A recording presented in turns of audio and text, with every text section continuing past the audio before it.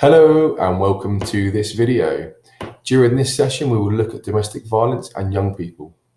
I would like to state now that the input is challenging and emotionally charged and may trigger for some participants memories or experiences which are in some way upsetting.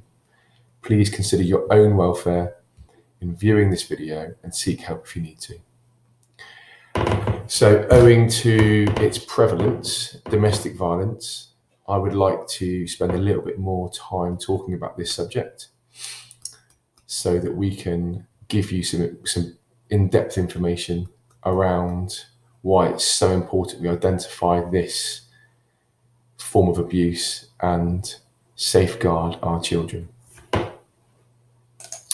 So the government defines domestic violence as any incident or pattern of incidents of controlling, coercive, or threatening behaviour, violence or abuse between those aged 16 and over who are or have been intimate partners of family members, regardless of gender or sexuality.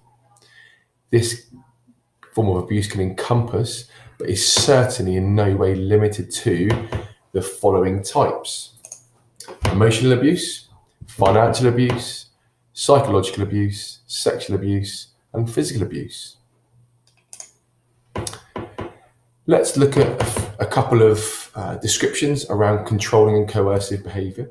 So, controlling behaviour is a range of acts designed to make a person subordinate and/or dependent by isolating them from sources of support, exploiting their resources and capacities for personal gain, depriving them of the means needed for independence, resistance and escape, and regulating their everyday behaviours. That's controlling behaviour.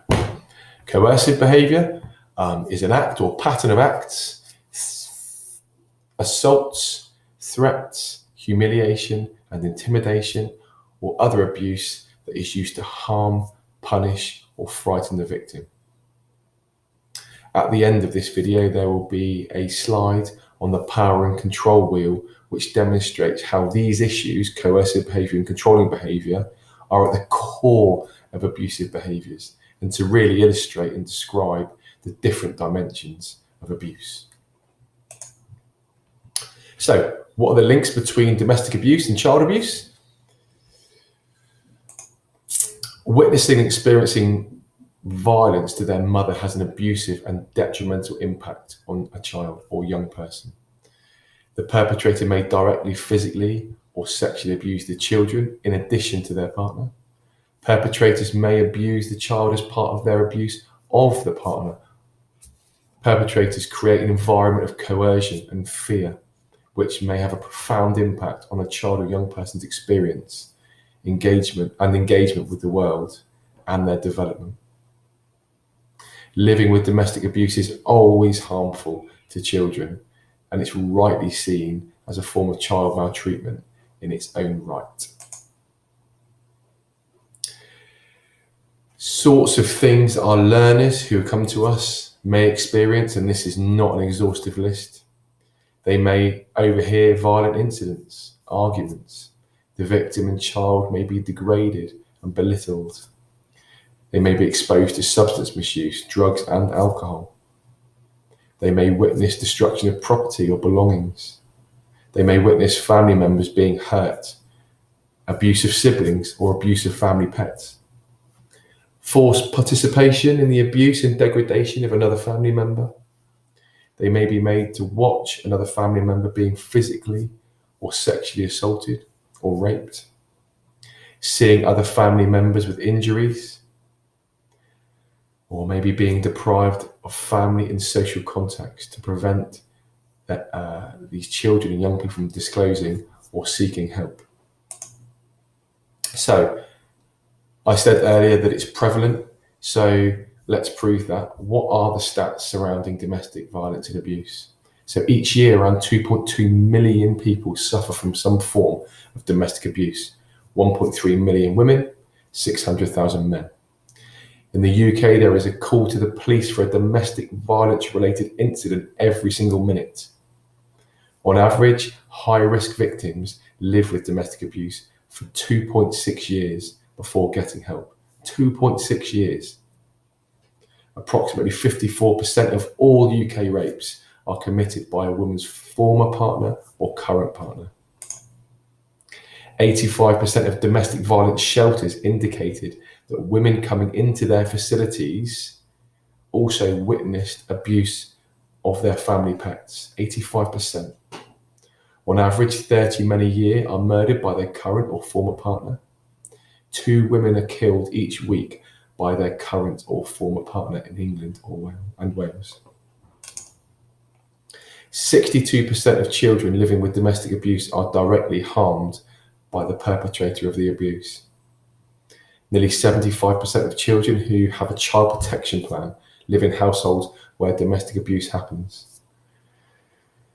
Where there are children in the family, and this was a real shocker to me, where there are children in the family, 90% of the children are in the same or adjoining room when domestic violence is taking place. 30% of domestic violence cases start or increase during pregnancy. On average, there are 35 incidents of domestic abuse before a call is made by the victim to the police or a third party. And children who are experiencing domestic abuse at home can arrive at college in the morning in a high state of anxiety about what they may have been exposed to the night before or the day before. They may be exhausted through lack of sleep. When we're talking about the victim leaving the perpetrator, it's really not as simple as it sounds. Leaving an abusive partner can be very, very dangerous indeed.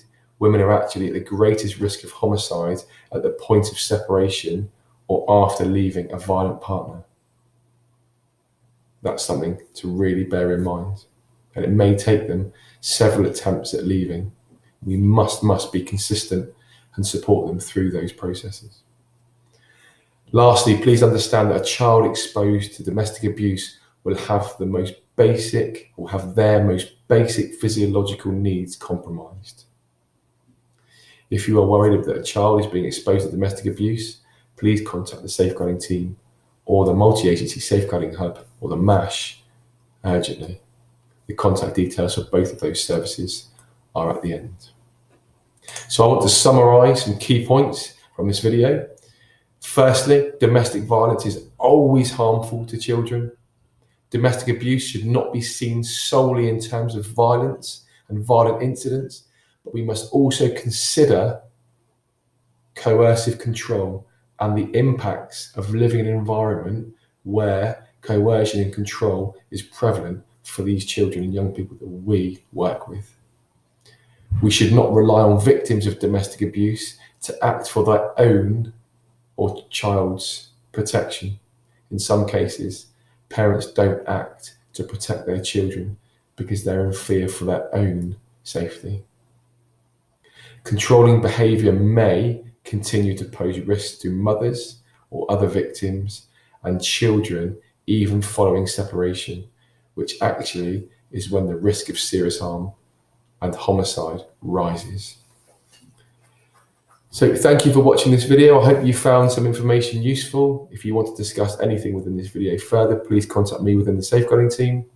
On the next 2 PowerPoint slides, you will see the power and control wheel for your reference and the contact details for the safeguarding team and the multi-agency safeguarding hub. Hope you have a great day. Bye.